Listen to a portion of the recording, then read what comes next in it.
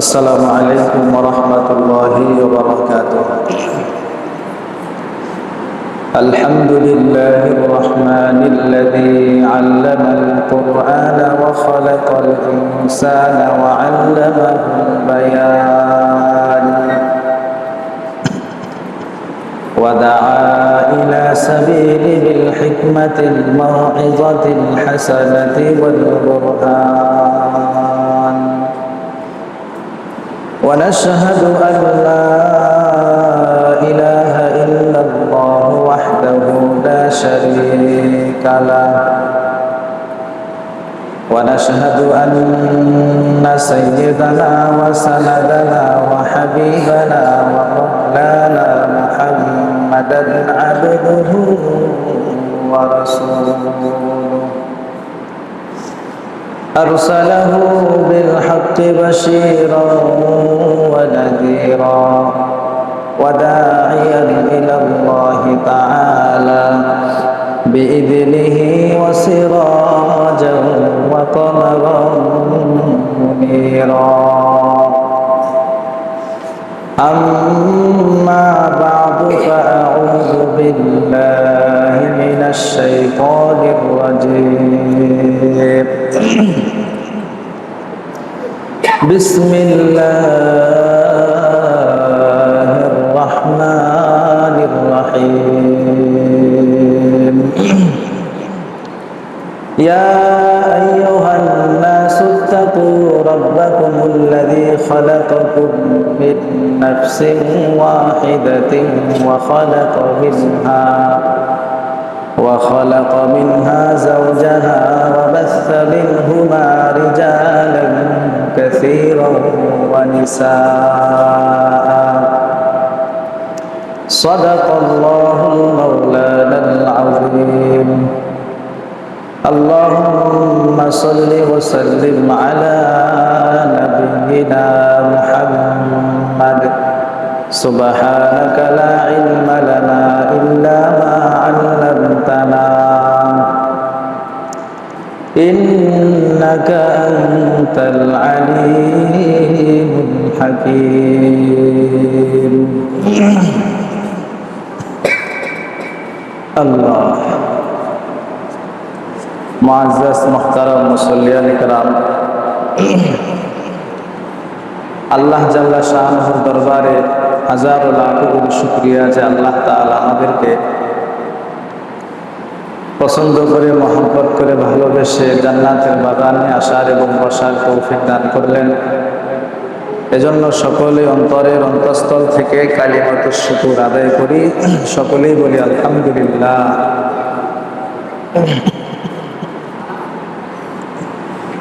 ইসলাম ধর্ম এটা এমন একটা ধর্ম যেটা পরিপূর্ণ ধর্ম, পূর্ণাঙ্গ জীবন বিধানের নাম হলো ইসলাম। ইসলাম এক পক্ষকে নিয়ে কথা বলে না, ইসলাম দুই পক্ষকে নিয়ে কথা বলে। ইসলাম একপাক্ষিক কথা বলে না, ইসলাম দ্বিপাক্ষিক কথা বলে। যেমন একদিকে ইসলাম মা বাবাকে সন্তানের ব্যাপারে দায়িত্ব দিয়েছে, আবার আরেক দিক দিয়ে সন্তানকে মা বাবার ব্যাপারে দায়িত্ব দিয়েছে। একদিক দিয়ে স্বামীকে যেমন আল্লাহ তাআলা দায়িত্ব দিয়েছেন, আরেক দিক দিয়ে স্ত্রীকেও আল্লাহ তাআলা তেমন দায়িত্ব দিয়েছেন। গত সপ্তাহে আমরা স্বামীর হক সম্পর্কে আলোচনা শুনছিলাম। আজকে আমরা স্ত্রীর হক সম্পর্কে আলোচনা করব ইনশাআল্লাহ। স্ত্রীদের হক সমূহ অনেকগুলো, এর মধ্যে মৌলিক 10টা হকের কথা আলোচনা হবে ইনশাআল্লাহ। স্বামীর হক সম্পর্কে মা বোন যারা আমার কথাগুলো শুনছেন, কয়েকটি কথা মনোযোগ দিয়ে শুনবেন ইনশাআল্লাহ। আশা করা যায় আপনাদের জীবন সফল কাম হবে ইনশাআল্লাহ। তো স্বামীর হক সম্পর্কে মৌলিক 10টা হক আমরা আলোচনা শুনব। স্বামীর হক সম্পর্কে 1 নাম্বার হক হইল তাআতুহু বিল মারুফ, ন্যায়সঙ্গত স্বামীর কথা এবং কাজ ন্যায়সঙ্গতভাবে, ন্যায়সঙ্গত যত কথা এবং কাজ আছে সব ক্ষেত্রেই স্বামীর আনুগত্য করা। ন্যায়সঙ্গত যত কাজ এবং কথা আছে সব ক্ষেত্রেই একজন নারী তার স্বামীর আনুগত্য করবে। স্বামীর আনুগত্যের ব্যাপারে আল্লাহর রাসূল সাল্লাল্লাহু আলাইহি ওয়াসাল্লাম কঠিন গুরুত্ব দিয়েছেন। অনেক সময়, অধিকাংশ সময় আমাদের মা বোন যারা আছে ওনারা স্বামীর হক আদায় করে না, স্বামীর সাথে খুব খারাপ আচরণ করে, স্বামীর কথা শুনতে চায় না। অধিকাংশ ফ্যামিলিতে মা বোনদের এটা একটা সমস্যা, একটা কমন সমস্যা, স্বামীর কথা তারা মানতে চায় না।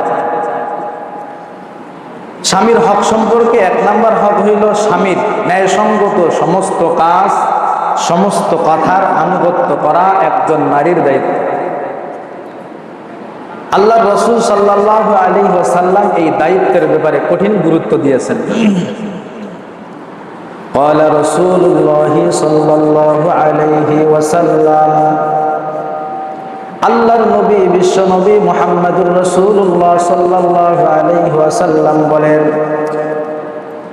আল্লাহর রাসূল বলেন, লাউ কুনতু আমিরান আহাদান আন ইয়াসজুদা লি আহাদিন, আল্লাহর নবী বলেন, আমি যদি কাউকে সিজদা করার আদেশ করতাম, সিজদা করার আদেশ দিতাম, লা আমারতুল মারআতা আন তাসজুদা লি যাওজিহা, তাহলে আমি প্রত্যেকটা নারীকে বলতাম তোমরা তোমাদের স্বামীকে সিজদা করো। আল্লাহর রাসূল বলেন, পৃথিবীতে যদি কাউকে আমি আদেশ করতাম সিজদা করার, তাহলে নারীদেরকে আদেশ করতাম সমস্ত নারীরা তোমরা স্বামীর পায়ে সিজদা দাও। যেহেতু আল্লাহ ছাড়া দুনিয়াতে কাউকে সিজদা দেওয়া জায়েজ নাই, এজন্য স্বামীর পায়েও সিজদা দেওয়া যাবে না। বলেন তো, আল্লাহ ছাড়া দুনিয়াতে কাউকে সিজদা দেওয়া জায়েজ আছে? নাই। এমন একটা গুরুত্বপূর্ণ বিষয়ের মাধ্যমে আল্লাহর রাসূল উদাহরণ দিলেন, আল্লাহ ছাড়া দুনিয়াতে কাউকে সিজদা দেওয়া জায়েজ নাই। তবে যদি জায়েজ থাকতো তাহলে আমি নারীদেরকে আদেশ করতাম তোমরা স্বামীকে সিজদা দাও। তার মানে কতটুকু গুরুত্ব দিয়েছেন ইসলাম, স্বামীর ব্যাপারে কতটুকু গুরুত্ব দিয়েছেন। স্বামীর ন্যায়সঙ্গত প্রত্যেকটা কথা, প্রত্যেকটা কাজ মানা, এটা স্ত্রীর দায়িত্ব এক নাম্বার। قال رسول الله صلى الله عليه وسلم, আল্লাহর নবী বলেন, লাউ আন্না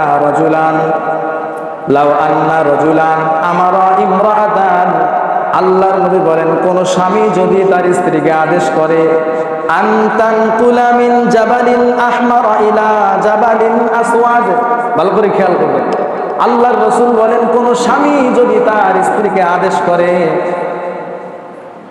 লাল পাহাড়ের যতগুলো পাথর আছে পাথরগুলো ইলা জাবালিন আসওয়াদ, কালো পাহাড়ে নিয়ে যাও, অমিন জাবালিন আসওয়াদ ইলাল আহমার, কালো পাহাড়ে যত পাথর আছে সব পাথরগুলো লাল পাহাড়ে নিয়ে আসো। বলেন তো দেখি, পাহাড়ে কতগুলো পাথর থেকে, কত বড় বড় পাথর, এটা কি মানুষের পক্ষে উঠানো সহজ, বহন করা সহজ না। আল্লাহর নবী বলেন, কোন স্বামী যদি তার স্ত্রীকে আদেশ করত কালো পাহাড় থেকে পাথরগুলো লাল পাহাড়ে নিয়ে যাও, আবার লাল পাহাড় থেকে লাল পাহাড়ের পাথরগুলো কালো পাহাড়ে নিয়ে আসো, এই আদেশ যদি কোন স্বামী তার স্ত্রীকে করত, লাকানা লাউনুহা আন তাফআলা, তাহলে ওই স্ত্রীর জন্য এই আদেশ পালন করা অপরিহার্য হয়ে যাইত। তাহলে কতটুকু গুরুত্ব দিয়েছেন স্বামীর কথা। কালো পাহাড় থেকে পাথরগুলো লাল পাহাড়ে, আর লাল পাহাড়ের পাথরগুলো কালো পাহাড়ে নিয়ে আসো, এই আদেশ যদি স্বামী তার স্ত্রীকে দিত, ওই স্ত্রীর জন্য স্বামীর এই আদেশ পালন করা অপরিহার্য হয়ে যায়। আবার আপনারা এই আদেশ দিয়েন না স্ত্রীকে যে এই ঘরটা ভেঙে ওখানে নিয়ে যাও, ওই ঘরটা এখানে, এই আদেশ আবার কই রেখে। এটা ইসলামে আল্লাহ রাসূল গুরুত্ব বুঝিয়েছেন। দেখো স্বামীর কথা মানা কতটুকু গুরুত্বপূর্ণ। এজন্য নামাজ পড়লেই নারীরা নেককার হয়। অনেক নারী আছে, মা বোন আছে, কত মাসে 2-4টা রোজা রাখে, রমজান মাস আসলে রোজা রাখে, তাহাজ্জুদের নামাজ পড়ে, কিন্তু এই নারীটা স্বামীর কথা মানতে চায় না, স্বামীর কথা শোনে না। আল্লাহর রাসূল বলেন তুমি নেককার নারী হতে পারো নাই। আল্লাহর রাসূল বলেন নেককার নারীর গুণ হবে 4টা। যে নারী নেককার তার গুণ হবে 4টা। মাস্তাফাদাল মুমিনু বা'দা তাকওয়াল্লাহ। আল্লাহর রাসূল বলেন একজন মানুষ আল্লাহ ভীতির পর তাকওয়া অবলম্বন করার পর খায়রাল লাহু, সে যেটা সবচেয়ে কল্যাণকর বস্তু লাভ করে সেই বস্তুর নাম হলো মিন যাওজাতিন সালিহা, নেককার স্ত্রী। আল্লাহ ভীতির পর একজন মানুষ যে কল্যাণকর বস্তুটা লাভ করে সেটার নাম কি? নেককার স্ত্রী। কেন আল্লাহর রাসূল আল্লাহ ভীতির পরে এত গুরুত্বপূর্ণ নিয়ামতের কথা বললেন নেককার স্ত্রী? কারণ স্ত্রী যদি ভালো হয় স্বামী ভালো হওয়া সম্ভব, স্ত্রী যদি ভালো হয় একজন ভালো লেখক হওয়া সম্ভব, স্ত্রী যদি ভালো হয় একজন ভালো গজল গায়ক হওয়া সম্ভব, স্ত্রী যদি ভালো হয় মুফতি হওয়া সম্ভব, স্ত্রী যদি ভালো হয় ভালো মুহাদ্দিস হওয়া সম্ভব, স্ত্রী যদি ভালো হয় পুরুষটা ভালো হওয়া সম্ভব। আর স্ত্রী যদি ভালো না হয় আপনি যত গুরুত্বপূর্ণই কাজ করবেন আপনার কাজে আপনি পরিপূর্ণতা লাভ করতে পারবেন না। কারণ পারিবারিক টেনশন। আপনার স্ত্রী যদি আপনার কথা শুনতে না চায়, আপনি বাহিরে গেছেন কাজ করার জন্য, বলেন তো কাজে মন বসবে? আপনার মাথায় একটাই ঘুরপাক খাবে, আমার স্ত্রী তো ভালো না, আচরণ ভালো না, খারাপ আচরণ করে, এর নিয়ে কেমনে সংসার করবো, এই সারাক্ষণ খালি একটা চিন্তা মাথার মধ্যে ঘুরপাক খেতেই থাকবে। এজন্য মানুষ পরিপূর্ণরূপে সফলতা অর্জন করতে পারে না যদি এই স্ত্রী নেককার না হয়। এজন্য আল্লাহর রাসূল বলে দিলেন একজন মুমিন আল্লাহ ভীতি অবলম্বন করার পর সে কল্যাণকর বস্তু যেটা লাভ করে সেটার নাম হলো নেককার বিবি, নেককার স্ত্রী। এরপরে আল্লাহর রাসূল বলে দিলেন নেককার বিবির গুণাবলী হবে 4টা। বলেন তো কয়টা? তাহাজ্জুদের নামাজ পড়লেই নারীরা নেককার হওয়া যায় না, নফল নামাজ বেশি বেশি পড়লেই নেককার হওয়া যায় না। আল্লাহর রাসূলের বলে দেওয়া 4টা গুণ যদি আপনি অবলম্বন করতে পারেন তাহলে আপনি নেককার। আল্লাহর রাসূল বলেন নেককার নারীর গুণ হবে 4টা। 1 নাম্বার ইদা ইন আমারাহু আতাআতহু, স্বামী যদি কখনো স্ত্রীকে কোনো বৈধ কাজের আদেশ করে স্ত্রীর সাথে সাথে পালন করে, এটা নেককার নারীর 1 নাম্বার বৈশিষ্ট্য। স্বামী যদি কয় ডানে চলো স্ত্রী চলে বামে, এটা নেককার নারী না। স্বামী যদি কোনো কাজের আদেশ করে কয় আমি পারবো না, এটা নেককার নারী না, যদিও তাহাজ্জুদের নামাজ পড়ুক। কেন? আল্লাহর রাসূল বলছেন এটা নেককার নারীর গুণ না। নেককার নারীর 1 নাম্বার বৈশিষ্ট্য হবে ইন আমারাহু আতাআতু, স্বামী যদি তার স্ত্রীকে কোনো বৈধ কাজের আদেশ করে সাথে সাথে ওই আদেশটা পালন করে, এটা 1 নাম্বার বৈশিষ্ট্য। নেককার নারীর 2 নাম্বার বৈশিষ্ট্য ইদা সাররাতুহু ইন নাযারা সাররাতুহু, স্বামী যখন স্ত্রীর দিকে তাকায়, স্ত্রীর দিকে তাকাইলে স্বামীর মনটা ভরে যায়, প্রশান্ত হয়ে যায়, এটা নেককার নারীর 2 নাম্বার বৈশিষ্ট্য। খেতে গেছেন কাজ করার জন্য, চাকরি করতে গেছেন অফিসে, অফিস থেকে বাড়ি ফেরার পর, খেত খামার থেকে বাড়ি ফেরার পর আপনার স্ত্রী আপনার সাথে ভালো আচরণ করেছে, আপনার স্ত্রী আপনাকে পাখা দিয়ে বাতাস করেছে, আপনার স্ত্রী আপনাকে শরবত আগায় দিয়েছে, পানি ঠান্ডা পানি আগায় দিয়েছি, ওই স্ত্রীকে দেখার সাথে সাথে বলেন তো স্বামীর মন ভালো হবে না খারাপ? ভালো, স্বামী সন্তুষ্ট হবে। আল্লাহর রাসূল বলেন এটা নেককার নারীর 2 নাম্বার বৈশিষ্ট্য। স্বামী যখন স্ত্রীর দিকে তাকায় স্বামীর মনটা ভরে যায়। নেককার নারীর 3 নাম্বার বৈশিষ্ট্য ওয়াইন আকসামা আলাইহা আবাররাতুহু, স্বামী অনেক সময় স্ত্রীর প্রতি রাগ হয়, স্ত্রীর প্রতি রাগ করার পর কোনো বিষয়ের কসম খেয়ে বসে না। অনেক সময় স্বামী রাগ করে স্ত্রীর ব্যাপারে, কথা শুনে নাই, রাগ করছে স্বামী, কসম খেয়ে বসতে। স্ত্রী যদি নেককার হয় ওই স্বামীকে ওই কসম থেকে মুক্ত করে দেয়, যেই বিষয়ের ব্যাপারে কসম করেছে ওই বিষয়টা ওই কাজটা শেয়ার করে না। তো 3 নাম্বার নেককার নারীর বৈশিষ্ট্য হলো স্বামী যদি রাগ করে স্ত্রীর ব্যাপারে কোনো বিষয়ে কসম করে বসে তাহলে স্ত্রী ওই কসম থেকে স্বামীকে মুক্ত করে দেয়। এটা নেককার নারীর 3 নাম্বার বৈশিষ্ট্য। নেককার নারীর 4 নাম্বার বৈশিষ্ট্য হলো ওয়াইন গাবা আনহা নাসাহাতুহু ফি নাফসিহা ওয়া মালিহি। নেককার নারীর 4 নাম্বার বৈশিষ্ট্য স্বামী যদি বাড়ির বাহিরে যায়, ঢাকা গেছে কাজ করার জন্য, বিদেশে গেছে কাজ করার জন্য, বাড়িতে স্বামী নাই, স্বামী অনুপস্থিত। স্বামীর অনুপস্থিতিতে স্বামীর মাল এবং নিজের ইজ্জতের হেফাজত করে।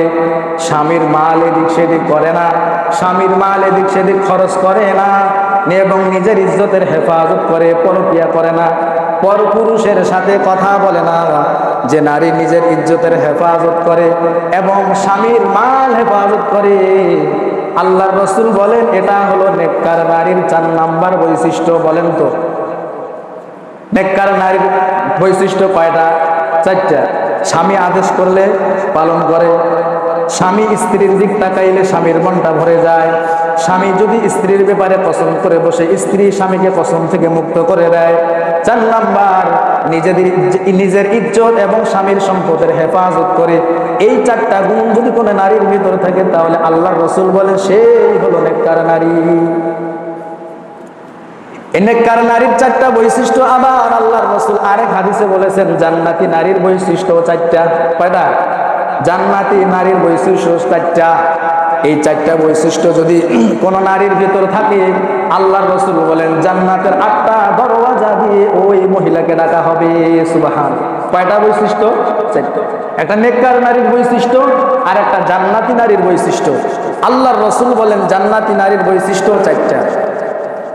1 নাম্বার, আল্লাহর রাসূল সাল্লাল্লাহু আলাইহি ওয়াসাল্লাম বলেন ইদা সাল্লাতিল মারআতু খামসাহা, যখন কোন মহিলা সময় মতো 5 বেলার নামাজ আদায় করবে, ওয়া সামাত শাহরাহা, রমজান মাসের ফরজ রোজা আদায় করে। 3 নাম্বার, ওয়া হাসানাত ফারজাহা, নিজের ইজ্জতের হেফাজত করে, পর্দায় থাকে।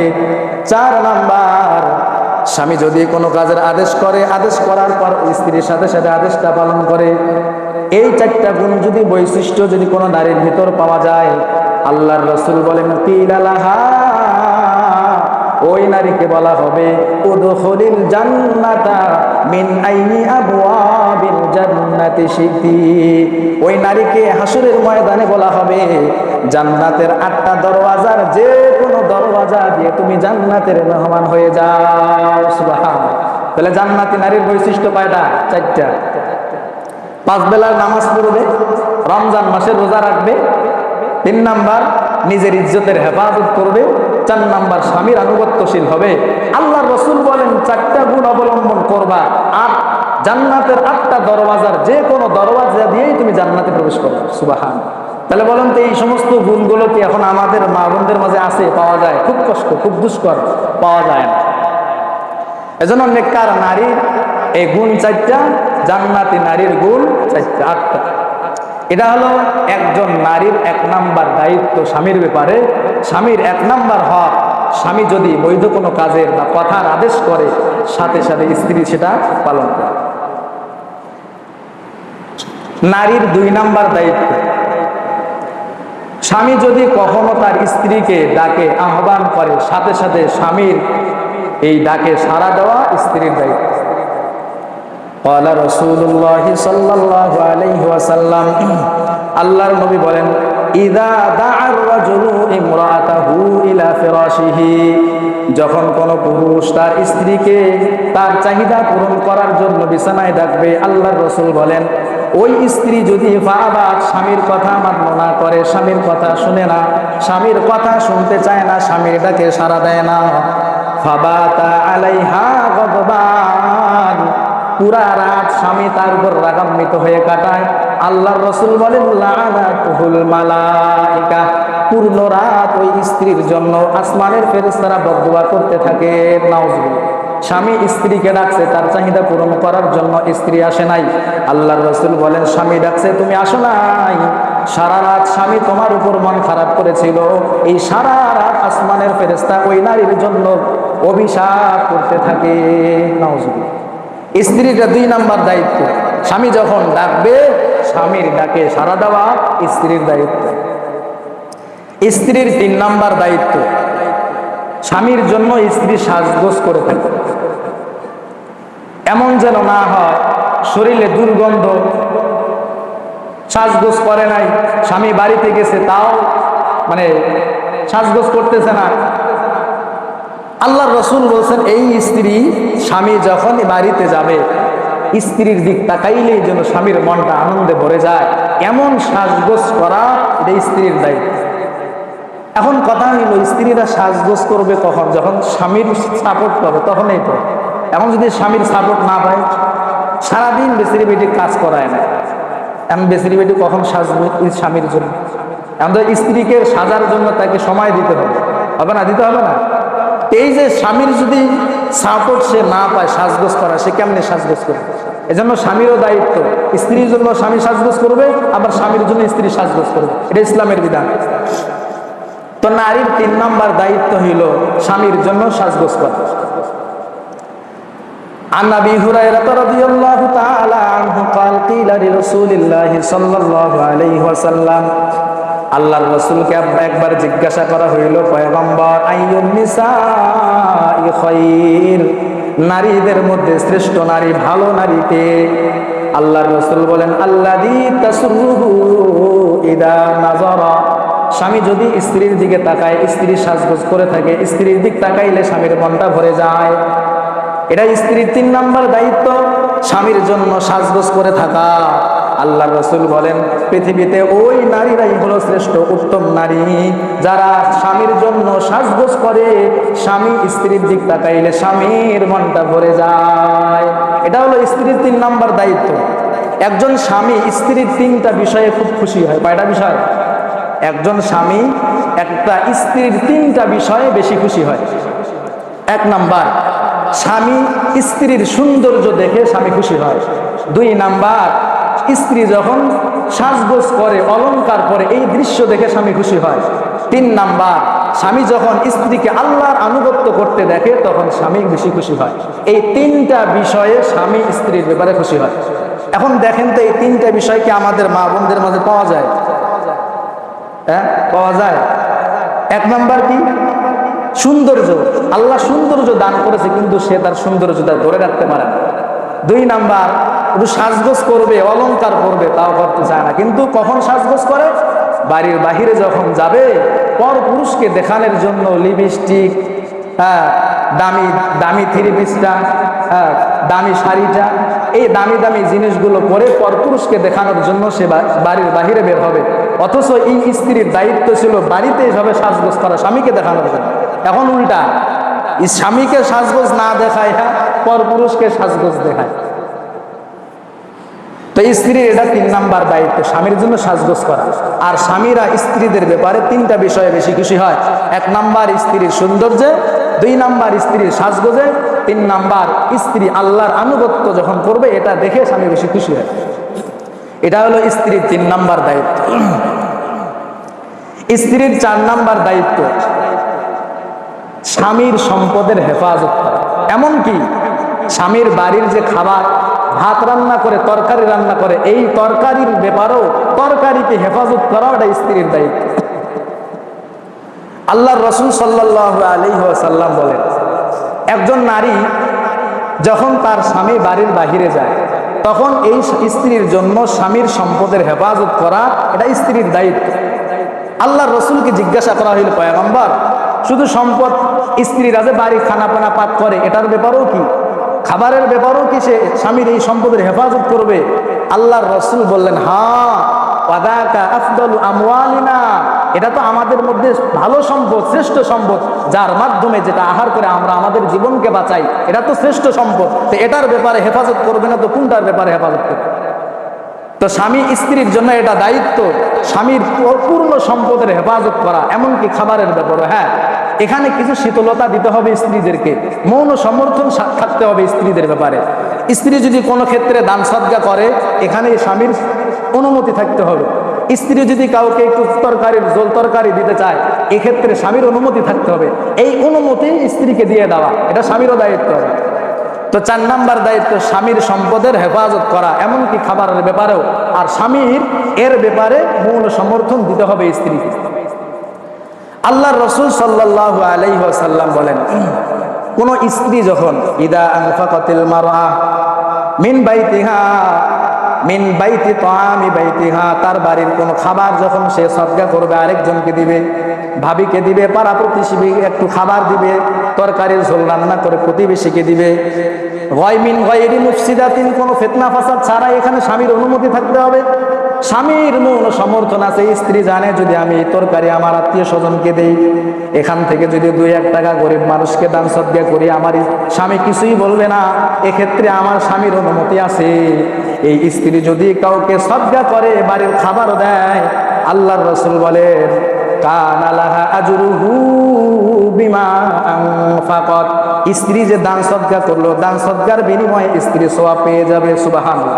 শুধু স্ত্রী সওয়াব পাবে না, ওয়ালিজাওজিহা আজরুহু বিমা কাসাবা, এই সম্পদ উপার্জন করেছে স্বামী, স্বামীর যে উপার্জন করেছে স্ত্রী দান করেছে, দান করার কারণে স্ত্রী সওয়াব পাবে, আর উপার্জন করার কারণে স্বামী সওয়াব পাবে। সুবহানাল্লাহ। এজন্য 5 নাম্বার দায়িত্ব হলো স্বামীর সম্পদের হেফাজত করা। তবে কিছু কিছু ক্ষেত্রে স্ত্রীকে মৌন সমর্থন দিয়ে দেওয়া। বুঝে আসতে কথা? এটা হলো 5 নাম্বার দায়িত্ব। 6 নাম্বার দায়িত্ব স্বামীর সন্তানের হেফাজত করা, এটা স্ত্রীর দায়িত্ব। স্বামী তো সবসময় বাড়িতে থাকে না, এই স্ত্রীদের দেখাশোনা করা দায়িত্ব কার? স্ত্রীর। সন্তানদের দেখাশোনা করা, তালিম তরবিয়ত শিক্ষা দেওয়া, এই দায়িত্ব কার? স্ত্রীর। কারণ স্বামী তো সবসময় বাড়িতে থাকে না, এই দায়িত্ব হলো স্ত্রীর। এখন স্ত্রী কি করে? স্বামীরও দোষ আছে। স্ত্রীর হাতে একটা বিশাল বড় মোবাইল কিনে দিছে, সন্তানকে যখন ভাত খাওয়াইতে যায়, স্ত্রী মোবাইলটা খুইলা সন্তানকে কার্টুন দেখায় আর ভাত খাওয়ায়। সন্তানের হাতে মোবাইল দিয়া দিছে, তুমি গান বাজনা শোনো আর ভাত খাও। সন্তানের হাত থেকে যখন মোবাইলটা কেড়ে নেওয়া হয়েছে, সন্তান আর ভাত খায় না, কারণ মোবাইল দেখায়া দেখায়া সন্তানকে খাওয়ানোর অভ্যাস করেছেন আপনি। এজন্য সন্তান মোবাইল ছাড়া আর খায় না। কি বলেন? অধিকাংশ পরিবারে এই সমস্যা। সন্তানের হাত থেকে যদি মোবাইলটা কেড়ে নেন, ওই আর আসমানে না, ওই জমিনে না, আসমানে উঠে যায়। মানে খাট পালক যা আছে সব ভেঙে চুরমার, এমন একটা অবস্থা তৈরি করে সন্তান। বলেন তো এই অভ্যাসটা কে তৈরি করেছে? আমি, আপনি। আমরাও তো বড় হয়েছি। আপনারা মুরব্বী যারা আছে, আপনারা বলেন তো, আপনাদের আব্বা আম্মা আপনাদেরকে লালন পালন করছে না? ওই সময় কি মোবাইল ছিল? আপনাদের হাতে মোবাইল দিছে যে বাবা মোবাইল দেখো আর খাও, এরকম ছিল? 1 ঘন্টা লাগছে একটা সন্তানকে খাওয়াইতে। এর পিছনে পিছনে দৌড়, সন্তান যেদিকে যায় মাও পিছনে পিছনে দৌড়। 1 ঘন্টা লাগছে একটা সন্তানকে খাওয়াইতে। আর এখন আমরা মোবাইল হাতে তুলে দিই, 1 মিনিটে খাওয়া শেষ, তো খাইতেও আসছে না, রুচিও শেষ নষ্ট। এজন্য নারীর 6 নাম্বার দায়িত্ব হলো স্বামীর সন্তানের হেফাজত করা। ক্বালা রাসূলুল্লাহ সাল্লাল্লাহু আলাইহি ওয়াসাল্লাম আল মারআতু, আল্লাহর রাসূল বলেন একজন নারীর দায়িত্ব হলো ফি বাইতি যাওজিহা ওয়া ওয়ালাদিহি, একজন স্ত্রীর দায়িত্ব হলো স্বামীর সম্পদের হেফাজত করা, স্বামীর সন্তানদের হেফাজত করা। স্ত্রী যদি এই দায়িত্ব অবহেলা করে, হাসরের ময়দানে তাকে আল্লাহর আদালতে দাঁড় করানো হবে। এই দায়িত্ব পালনে অবহেলা করার কারণে আল্লাহ তাকে জিজ্ঞাসা করবেন, কেন স্বামীর সম্পদ হেফাজত করো নাই, কেন সন্তানকে তালিম তরবিয়ত শিক্ষা দাও নাই, কেন সন্তানের হেফাজত করো নাই। কেমনে হেফাজত করবে? স্বামীও যায় চাকরিতে, স্ত্রীও যায় চাকরিতে, কারণ সমান অধিকার লাগবে। আমার তো সমান অধিকার দেওয়া লাগবে। আমার স্বামী যদি হাট বাজারে যাইতে পারে, আমি স্ত্রী কেন যাইতে পারবো না? আমার স্বামী যদি চাকরিতে যাইতে পারে, আমি কেন যাইতে পারবো না? আমার সমান অধিকার লাগবে। এই সমান অধিকারের নামে একজন স্ত্রী তার সন্তানকে লালন পালন ঠিকমতো করতে পারে না, ওই বুয়ার হাতে সন্তানকে তুলে দেয়। এই ছেলেটাই তখন কি হয়? বড় সন্ত্রাস হয়। কারণ সে তো তরবিয়ত শিক্ষা পায় নাই মায়ের থেকে, বাবার থেকে তো ভালো শিক্ষা পায় নাই, সে মায়ের থেকে তো শিক্ষা পায় নাই। মা বাবা তো সবাই অফিসে চলে গেছে, কখন তাদেরকে শিক্ষা দিবে? এই সন্তানটাই বড় হয়ে কি হয়? সন্ত্রাস হয়। বড় হয়ে কি হয়? আমল আখলাক চরিত্র ঠিক থাকে না, ঘুষ, ধর্ষণ, টেন্ডার, রাহাজানি, বিভিন্ন অপকর্মে সে লিপ্ত হয়। কারণ মা বাবার থেকে যে শিক্ষাটা, প্রাথমিক শিক্ষা, সেটা তো সে পায় না। এজন্য স্ত্রীর 6 নাম্বার দায়িত্ব হইল স্বামীর সন্তানের হেফাজত করা, স্বামীর সন্তানকে দেখে শুনে রাখা। আর এই ব্যাপারে স্বামীকে সহযোগিতা করতে হবে। আপনি অফিসে গেছেন, আপনার স্ত্রীকে অফিসে পাঠাইছেন। আপনি কলেজে গেছেন, আপনার স্ত্রীকেও কলেজে পাঠাইছেন। আপনার সন্তানকে কে দেখাশোনা করবে আর কে লালন পালন করবে? এটা আপনারও দায়িত্ব, আপনার স্ত্রীরও দায়িত্ব। এটা 6 নাম্বার দায়িত্ব। 7 নাম্বার দায়িত্ব, স্ত্রীরা স্বামীদেরকে কখনো কষ্ট দিবে না। অনেক সময় রাগারাগির কারণে স্বামী একটা কয়, স্ত্রী আরেকটা। স্বামী যদি একটা গালি দেয়, স্ত্রী 3টা গালি দেয়। স্বামী যদি কয় ডানে চলো, স্ত্রী চলে বামে। এই যে স্বামীকে কষ্টে দেওয়া, আল্লাহর রসুল বলেন সাবধান, স্বামীকে কখনো কোনো সময় কষ্ট দিবা না। আল্লাহর রসুল বলছেন লা তুযি ইমরাআতান ফিদ দুনিয়া, তোমরা তোমাদের স্বামীদেরকে দুনিয়াতে কষ্ট দিও না। দুনিয়াতে যদি তোমরা তোমাদের স্বামীদেরকে কষ্ট দাও, যখন তোমরা তোমাদের স্বামীকে দুনিয়াতে কষ্ট দিবা, ওইখানে আখিরাতে হুর যারা আছে, জান্নাতি নারী যারা আছে, এরা কি বলতে থাকে জানেন? আল্লাহর রসুল বলেন কোন মহিলা যখন তার স্বামীকে কষ্ট দেয়, কথা শুনতে চায় না, স্বামীকে কষ্ট দেয়, ইল্লা ক্বালাত যাওজাতুহু মিনাল হুরিল আইন লা তুযিহি, তখন জান্নাতি হুরেরা তখন তাদেরকে বলতে থাকে, দুনিয়ার নারী তোমার স্বামীকে দুনিয়াতে কষ্ট দিও না। তখন ওই নারীরা, জান্নাতের হুররা এই নারীর জন্য বদদোয়া করতে থাকে আর বলতে থাকে তোমার স্বামীকে কষ্ট দিও না, কারণ এই স্বামী ফাইন্নামা হুয়া ইনদাক, এই স্বামী তোমার কাছে দুনিয়াতে কিছু সময়ের জন্য থাকবে। ইউশিকু আইয়ুফারিকাকা ইলাইনা, অতি শীঘ্রই ওই স্বামী আমাদের কাছে চলে আসবে। অতএব এই সাধারণ বিষয়ে স্বামীকে কষ্ট দিও না। কষ্ট দিবা কয়দিন? 1 বছর, 2 বছর, 50 বছর, 100 বছর তোমার স্বামীকে কষ্ট দিবা, কিন্তু অনাদি অনন্তকালের জন্য ওই স্বামী আমাদের কাছে অচিরেই আসতেছে, অচিরেই আসতেছে। অতএব তোমরা স্বামীদেরকে কষ্ট দিও না। এটা কয় নাম্বার হক বললাম? 7 নাম্বার। 8 নাম্বার, স্বামীর অনুমতি ছাড়া ঘর থেকে বের না হয়। এখন কয়জন মা বোন আছে যারা স্বামীর অনুমতি নিয়ে ঘর থেকে বের হয়? বাজারে যাবে, স্বামীর অনুমতি নাই। বাপের বাড়ি যাবে, স্বামীর অনুমতি নাই। কিছু কেনাকাটা করার জন্য যাবে, স্বামীর অনুমতি এরা প্রয়োজন বোধেই করে না, অথচ এটা তার জন্য দায়িত্ব ছিল স্বামীর অনুমতি নিয়ে বাড়ির বাহিরে যাবে। আল্লাহর রাসূল সাল্লাল্লাহু আলাইহি ওয়াসাল্লাম বলেন, কোন স্ত্রী যখন বাড়ির বাহিরে যাবে, আল্লাহর রাসূল বলেন লা ইয়াহিল্লু লিল মারআ আন তাসুমা ওয়া যাওজুহা শাহিদ। আল্লাহর রাসূল বলেন কোন নারী তার স্বামীর ব্যাপারে যদি বাড়ির বাহিরে যেতে চায়, তাহলে তার স্বামীর অনুমতি লাগবে। স্বামীর অনুমতি ছাড়া বাড়ির বাহিরে যাওয়া তার জন্য জায়েজ হবে না। লা ইয়াহিল্লু লিল মারআতি আন তাসুমা ওয়া শাহিদুন ওয়া যাওজুহা শাহিদুন, স্ত্রীর জন্য রোজা রাখা স্বামীর অনুমতি ছাড়া জায়েজ নাই। ওয়ালা তাদানা ফি বাইতিহি, এবং বাড়ির বাহিরে স্ত্রীর জন্য যাওয়া বৈধ নয় স্বামীর অনুমতি ছাড়া। তাহলে বলেন তো 8 নাম্বার দায়িত্ব কি? স্বামীর অনুমতি ছাড়া বাড়ির বাহিরে স্ত্রীদেরকে যাওয়া যাবে না। স্বামীর অনুমতি ছাড়া যদি কোনো স্ত্রী বাড়ির বাহিরে যায়, 3টা খারাপ অভ্যাস তৈরি হয়, 3টা ক্ষতির সম্মুখীন হতে হয়। 1 নাম্বার, স্ত্রী যখন স্বামীর অনুমতি ছাড়া বাড়ির বাহিরে যাবে, তখন স্বামীর কথা অমান্য করা হয়। কি করা হয়? স্বামীর কথা অমান্য করা হয়। 2 নাম্বার, শরীয়ত গর্হিত কাজ হয়, শরীয়তের বিধান লঙ্ঘন হয়। 3 নাম্বার, এই বাজে অভ্যাসটা তার কন্যাটা শিখে। বুঝেন না এই বিষয়টা? কোন